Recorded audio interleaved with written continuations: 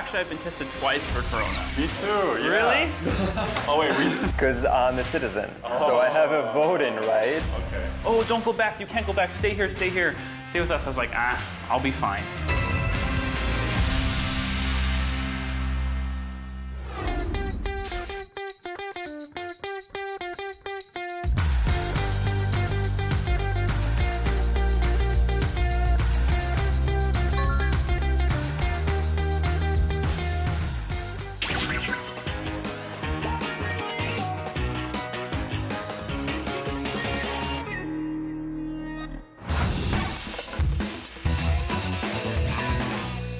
We are talking about the corona here in South Korea. You guys have been here for the whole time, right? No. No? Yeah. But right when it started getting bad in Korea, my family was messaging me, oh my gosh, what are you going to do? And I had a family event. So I actually had to go to America for about a week. In February?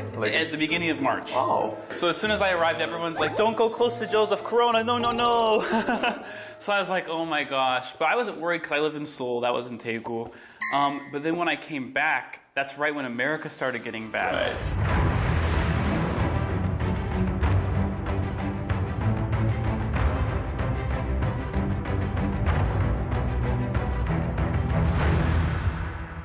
Right now, even in Russia, we have a huge explosion. Russia is number 3 right now in the world in terms of the number of infected. It's not a place you want to be, probably. What about you? You came to South Korea this year, right? Yeah, I moved here on January 3rd officially. So basically before the whole thing exploded. Yeah. So, I think in the months leading up to January, there was a lot of talk on the news about this new virus, but you kept getting notifications on your phone and you just think, yeah, whatever. I've got these alerts about misemonji and, it's hot weather. So you don't really notice it. But then as soon as I moved across, it started blowing up. Exactly. Everything went a bit sour in terms of social life, in terms of work life. And it was just unfortunate timing to start a new life. But South Korea definitely is one of the safest places. Yeah. Because at least I feel it like that. What about you? Did you want to go back from the States here, or we're like, no, Korea is doomed? Korea does a much better job of kind of doing those things. So I was actually excited to come back to Korea. All the American friends were like, oh, don't go back. You can't go back. Stay here, stay here. Stay with us. I was like, I'll be fine.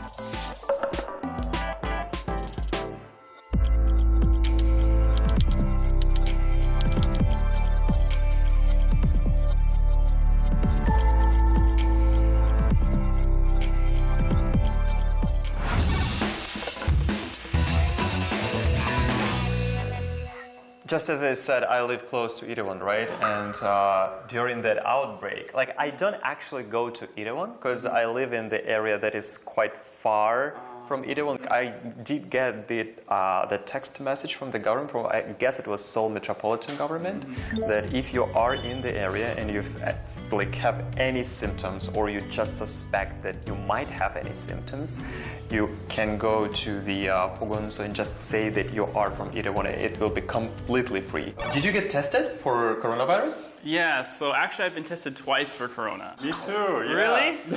Oh wait, social distancing. I'm sorry, no. You're not supposed to do that. 손소독제, 빨리. Good. Keep clean. You're getting too much. I've been tested twice as well. So the first time was, again, in my intermediary period when I just moved across. It was the start of March. And the second time, I went to Itaewon at the end of April.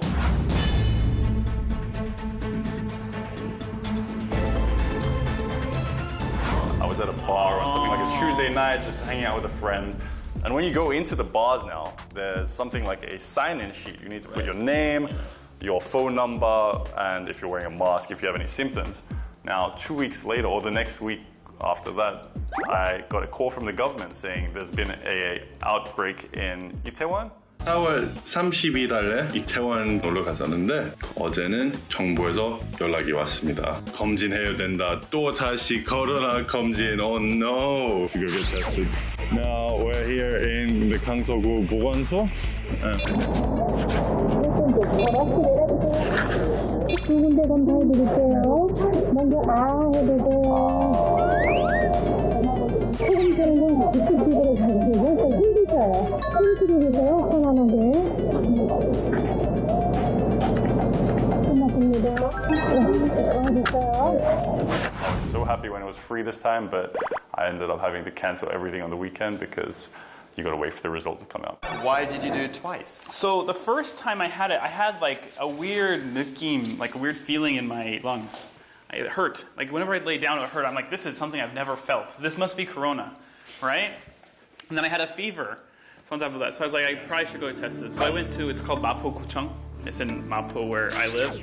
So I went there, I walked in, and I got tested. And I actually started tweeting about it because I thought it was such an easy experience to get tested that I thought I should probably share it with like my American friends and others to show how cool this is. So I got tested, and then within 24 hours, I got my results back. And it came as a negative. It was negative, luckily. But my lungs still hurt. Like, just because I got a negative test doesn't mean I feel okay. So I'm like, what should I do? So I went to like the best hospital in Korea. I can't admit this, but it's Yonsei Pyeongwon. Yeah. But it's a good hospital. So I went there to say, why do my lungs hurt? But they said, we want you to get tested again. So then I got tested again, and again it came back as negative. So luckily enough, I had 2 experiences, but they both were great. In America, there's actually this new word that they've come up with. It's kind of like COVIDiot.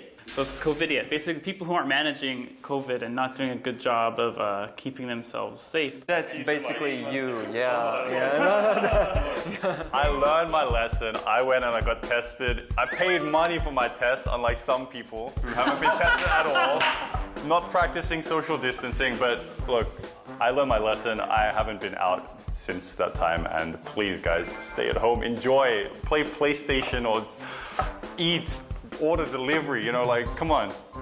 Very good. He's improved. No longer COVID. Congrats.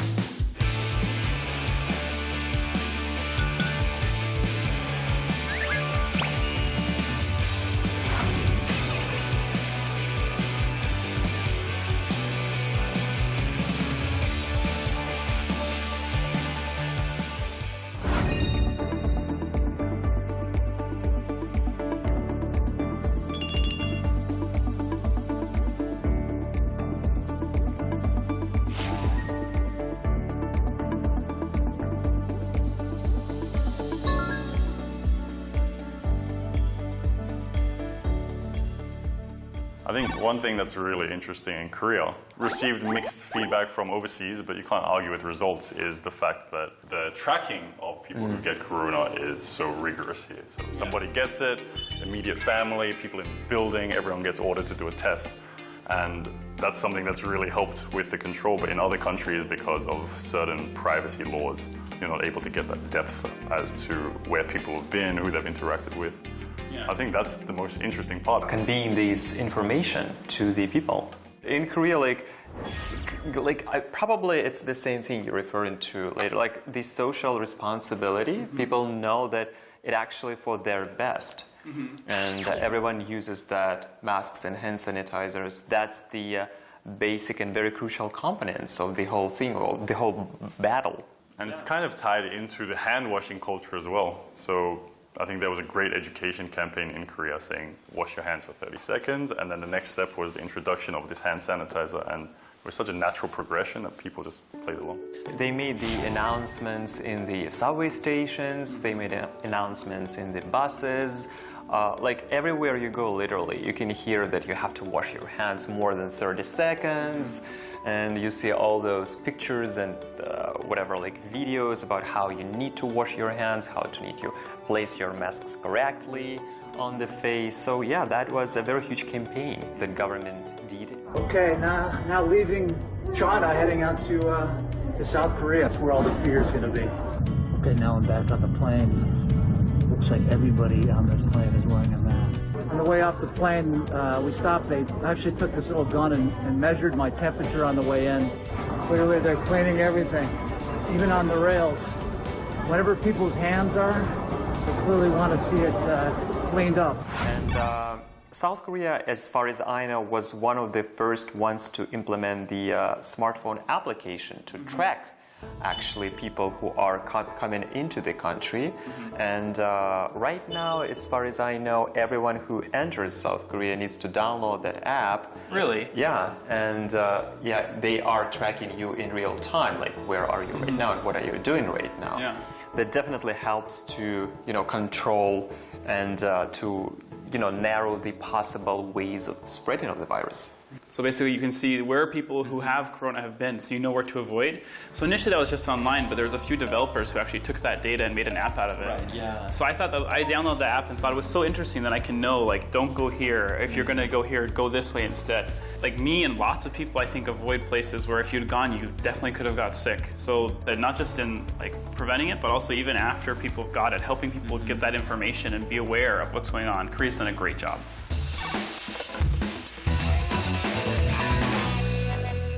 So back in April, when Korea was actually doing the elections, which was the first of its time during this sort of pandemic, I was on the streets taking a video of my YouTube, like, comment, subscribe, yeah. And then I saw that there were people campaigning, like big groups of people on trucks going and saying, yeah, vote for me. How, like, that's kind of shocking for me. I saw that as well, and I actually graduated from Cheongsi 외교학과, so like political science at 고대, 민족고대. 서울대, come on, bro, let's go. 서울대. Oh no! Yo, we got all of Social distancing, no!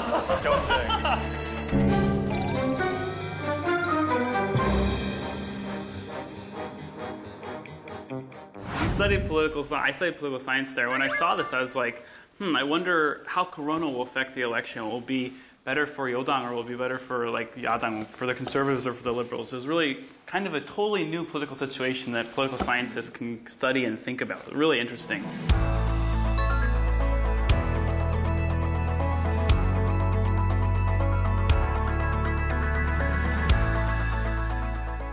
Well, I did vote. Oh, really? What? Because I'm a citizen, so I have a voting right. Okay. That was not my first vote. I did the presidential votes back in 2017 and then the municipal ones back in 2018. Okay. Everything started at the entrance, so people were there and they checked your temperature first. Then you went inside, you sanitize your hands, and they hand you the those like plastic gloves.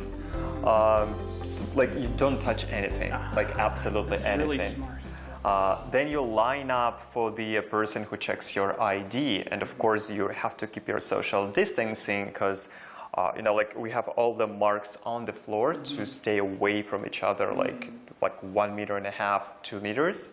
Then you get the ballot, and you go and you vote and you cast your ballot. It's interesting, and it's really, really, I would say it's a great example of how you do need to organize a huge crowds of people. That was amazing. And as far as I know, South Korea was the only one who did the elections during this pandemic. Lots of countries postponed it because of the, but South Korea did it.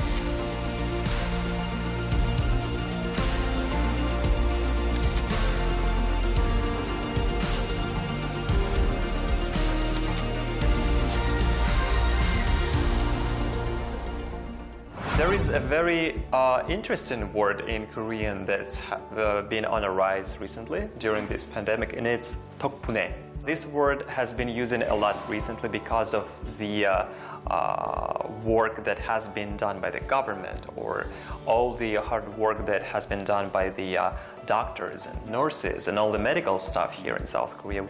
There is this gesture that people use and post on their social media sites to express their gratitude towards the medical staff here in Korea.